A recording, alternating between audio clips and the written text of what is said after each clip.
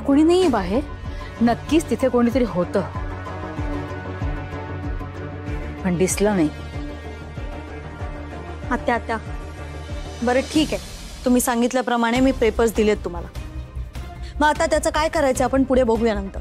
आता मी निघते, कारण उगाच कोणी बघितलं ना तर प्रॉब्लेम होईल.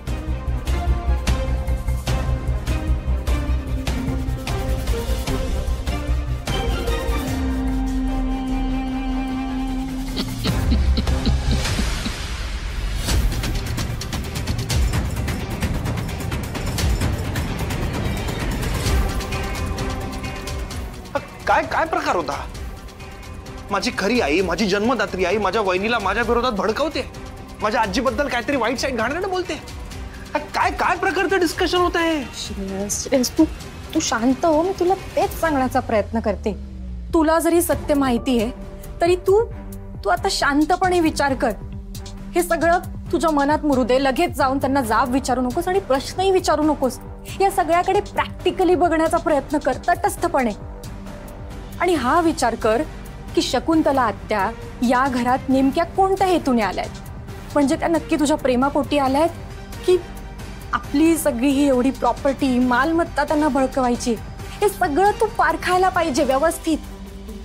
तुला आठवतंय तू आजारी होतास, बरोबर? त्यानंतर तू बरा झालास. त्यानंतर सुद्धा तू वेडा असल्याचं नाटक करत होतास आणि ते नाटक करत असतानाच तू दयानंद काकांना बरोबर पकडलं. आत्ता सुद्धा तू तसंच करायला पाहिजे. तू शकुंतला आत्यांना नीट ऑब्झर्व कर. तुला त्यांचे इंटेन्शन्स आपोआप समजतील. अगं पण तुला माहिती आहेत ना त्यांचे इंटेन्शन्स, त्यांचा खरा हेतू, मग तू का सांगत नाहीयेस? श्रेयस, काही गोष्टी तुलाच शोधून काढाव्या लागतील. त्यात तुला मदत करेन, नक्की करेन.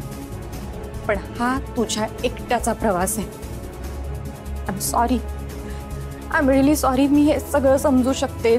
तुला किती त्रास होतोय, हे सगळं ऍक्सेप्ट करणं किती जड जात आहे, तुझ्या मनात किती कल्लोळ माजलाय, सगळं समजू शकते मी. पण अंधारातून जेव्हा आपण प्रखर उजेडात येतो ना, तेव्हा डोळे दिपतातच. आणि हे सत्य आपल्या हिताचंच असतं.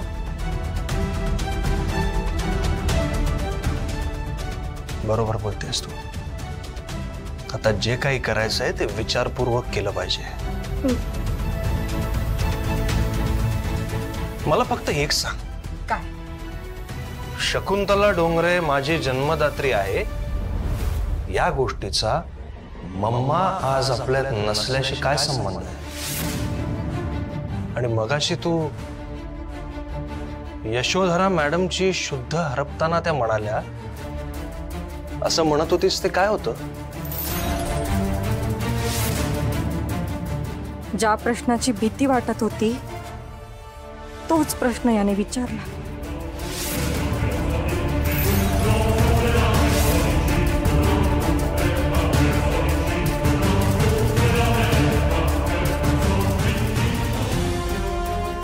थोडा धीर धर श्रेयस. हे सत्य शकुंतला आत्यांच्या तोंडून मी वदवून घेईन तुझ्या समोर. वचन आहे माझं. पण प्लीज आता यापेक्षा जास्त मी तुला काही नाही सांगू शकत. एका मुलाला त्याच्या आईच्या विरोधात सांगणं मला मान्य नाहीये.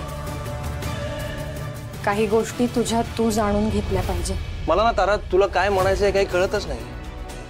एकदा तूच असं म्हणतेस की तू त्यांच्या पोटी जन्म घेतला असलास तरी त्यांना आई समजू नकोस, आणि आता तूच त्यांना माझी आई म्हणतेस. काय तुला काय, मला कळतच नाहीये काय म्हणायचं. नाही प्लीज, आय एम सॉरी. तू वाईट वाटून घेऊ नकोस, पण मला हे सगळं प्रोसेस करायला, हे सगळं पचवायला थोडा स्वतःसाठी वेळ हवाय. ठीक आहे, समजू शकते मी. थँक्यू.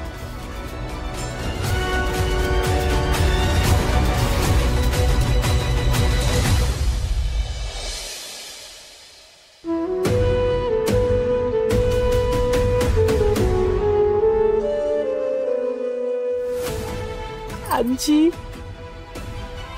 अगं अगं रडायला काय झालं? काय झालं सांग मला. आराध्या, रडू नको, सांग आधी काय झालं. श्रेयसला सगळं सत्य सांगून टाकलं.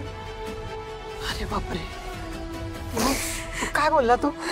तू चिडला असेल ना? तुला तुला खोलीच्या बाहेर काढलं त्याने? हा, काय बोलला सांग मला. नाही आजी, त्याने मला खोलीतून बाहेर नाही काढलं, पण त्याला एकटं राहावंसं वाटत होतं म्हणून तोच बाहेर गेला. परिस्थितीला आणि स्वतःला वैतागलाय, तो चिडलाय. खूप हर्ट झालाय आजी, त्याला खूप हर्ट झालाय. साहजिक आहे ग, कोण हा धक्का सहन करेल सांग बरं. त्याच्या जीवाचं पाणी पाणी झालं असेल. यशोधरेला फार अटॅच होता तो. पण आजी, यावेळी त्याने मला दिलेलं प्रॉमिस निभावलं. तो माझ्यावर चिडला नाही, पण परिस्थितीला इतका चिडलाय ना की यावेळी माझं प्रेमही त्याला सावरू शकत नाही. खूप हर्ट झालंय त्याला आणि त्याला होणारा त्रास होता मला नाही बघवते आजी. कळतंय मला, पण त्याला जरा वेळ दे. श्रेयसला थोडा वेळ एकटं राहण्याची गरज आहे. अंगावर आलंय बिचाराच्या सगळं सगळं असं आधांतरी झाल्यासारखं वाटतंय त्याला. वाटणारच ग. आयुष्यात आपल्याला दिलेली पहिली गोष्ट म्हणजे आपलं नाव असतं, त्याच्यानंतर आई वडिलांचं नाव, मग आपलं आडनाव. ते झालं की आपली ओळख पूर्ण होते. श्रेयसकडून आज हेच सगळं हिरावून घेतलंय. त्याची आयडेंटिटी हिरावून घेतल्यासारखं त्याला झालं असेल ग. पण तारा, मी सांगते तुला, श्रेयस ना खूप स्ट्रॉंग आहे. तो ह्यातूनही बाहेर पडेल. पण शकुंतला आणि यशोधरेमध्ये जे काही झालं ते तू त्याला सांगितलं नाहीस ना? नाही आजी, ते सांगण्याची हिंमतच झाली नाही.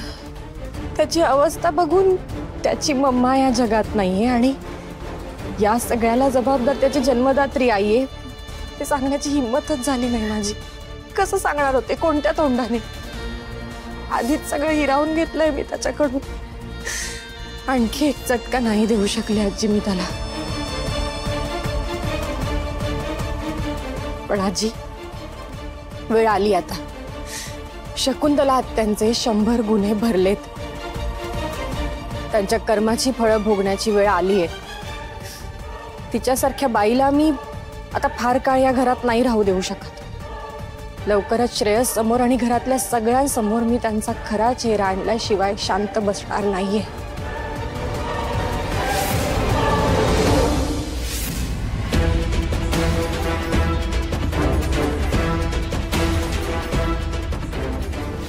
तुझ्यासाठी गरम गरम साजूक तुपातला शिरा.